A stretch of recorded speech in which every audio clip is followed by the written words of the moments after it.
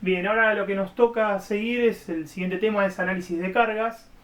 Es el paso previo a la hora de empezar con el cálculo, luego de tener un diseño estructural aproximado a través de un unifilar, donde tenemos definidas ya algunas de las vigas y losas y columnas, sus ubicaciones y demás. Lo que nos toca seguir haciendo para poder seguir con el cálculo es tener las cargas que van a actuar sobre esas piezas estructurales. O sea, ver qué cargas van a tener que soportar para luego poder verificarlas y calcularlas y darles dimensiones y armaduras. Entonces, lo que sigue es el análisis de cargas. El análisis de cargas lo que hacemos es analizar, como habíamos hablado, las losas están cargadas en forma superficial, o sea, nosotros estudiamos sus cargas por metro cuadrado. La carga que se aplica sobre una losa por metro cuadrado se divide en cargas vivas o cargas muertas o cargas permanentes y sobrecargas. Pueden encontrarlo con esos distintos nombres. Las cargas permanentes o muertas son las cargas que nos transmiten tanto la estructura, como es la losa de hormigón, como los demás componentes de los pisos y demás, cielos rasos y demás, que componen la construcción. En este grafiquito pueden ver, tenemos la losa de hormigón de unos 10 centímetros, un contrapiso de otros 5 centímetros, lo que sigue es una carpeta de 2 centímetros y por encima un piso cerámico, un solado de 1 centímetro de espesor. O sea, conforman todo el paquete estructural y por debajo, en la planta de abajo, hay un cielo raso aplicado de yeso de 1 centímetro. En 1 metro por 1 metro analizamos todo el espesor de losa y pisos y demás componentes para ver qué espesores tienen cada uno y de qué material son. En total conforman un paquete, en este caso tenemos los 10 centímetros de losa en forma como medida principal y después tenemos aparte otros 8 centímetros de pisos, contrapisos, carpetas y demás en la parte superior y en la parte inferior 1 centímetro más de lo que corresponde al cielo raso. Una vez que tenemos definido esto, en cada uno de los locales, nosotros tenemos que ver cada uno de los locales qué destino tiene, si es un dormitorio y demás, y qué materiales lo componen. En general van a tener locales similares, con similares, como es en similares pisos o similares solados, y con destinos similares. Ahora, el dormitorio con el comedor no tiene nada que ver como destino, hablando a la hora de habitarlo, pero sí por ahí a la hora de hablar de los materiales que van a estar en forma permanente. Bien, una vez que tenemos definido todo esto y que sabemos cuál es el destino local, nosotros podemos ir al CIRSOC. El CIRSOC es el reglamento de las construcciones de hormigón armado. El CIRSOC está dividido con una numeración de acuerdo a cuál es su objetivo, su destino. En el CIRSOC 101 lo que van a encontrar son los pesos específicos de los materiales y las sobrecargas de uso.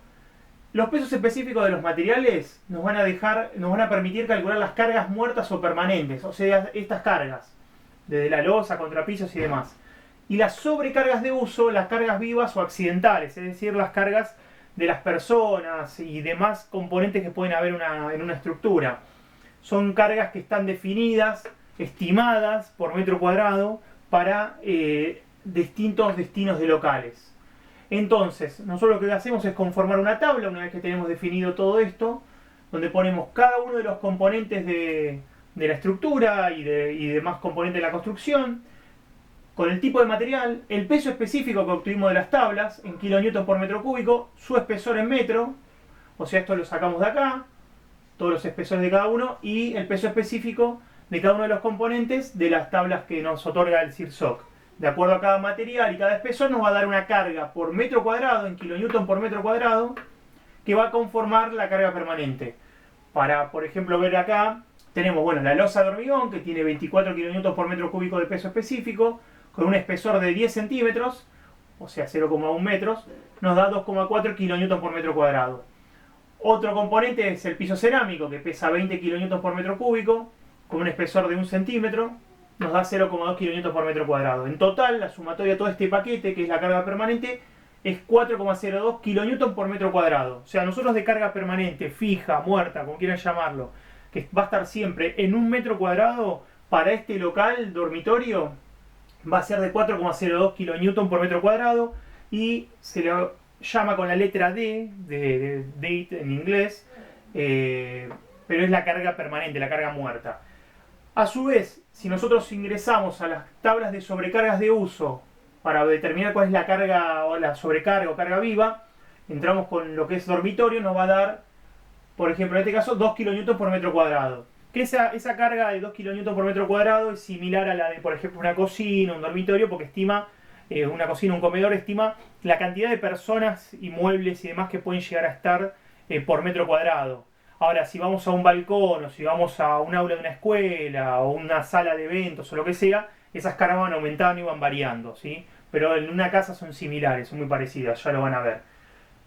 Bueno, tiene la L, la L es con la forma en que se la denomina la carga sobrecarga o carga viva, o sea, entonces tenemos 4 y 2. Lo normal sería lo rápido decir, bueno, tenemos 6 kN por metro cuadrado de carga en este dormitorio para este tipo de materiales. Bueno, nosotros vamos a ver en lo que sigue que todas estas cargas deben ser mayoradas, es decir, por un tema de seguridad, por posibles errores que pueden llegar a haber a la hora de determinarlas, por cambios que puede haber en el último momento en los tipos de materiales o en el destino de los distintos locales. Por todas estas cuestiones que pueden llegar a surgir, tenemos que tener una seguridad que la otorgan los coeficientes de seguridad, o sea, los coeficientes de mayoración. Para determinar la carga por metro cuadrado que va a actuar una losa, con la que nosotros vamos a calcular esa losa luego, tenemos que aplicar dos coeficientes. A la carga muerta un 20%, o sea, por 1,2. Y a la carga viva por 1,6, o sea, un 60%. Fíjense que de los 6 kN por metro cuadrado terminamos en 8 kN por metro cuadrado. Esta es la carga mayorada que va a actuar para el cálculo de esta losa de hormigón armado, que acá está prevista en 10 centímetros de espesor, está estimada. Eso se estima antes de hacer el cálculo para poder sacar el análisis de carga. Una vez que se hace el cálculo, se verifica si con 10 centímetros está bien o si podría ser menos o si podría ser más. Si es más de 10, se nos va a incrementar esta carga.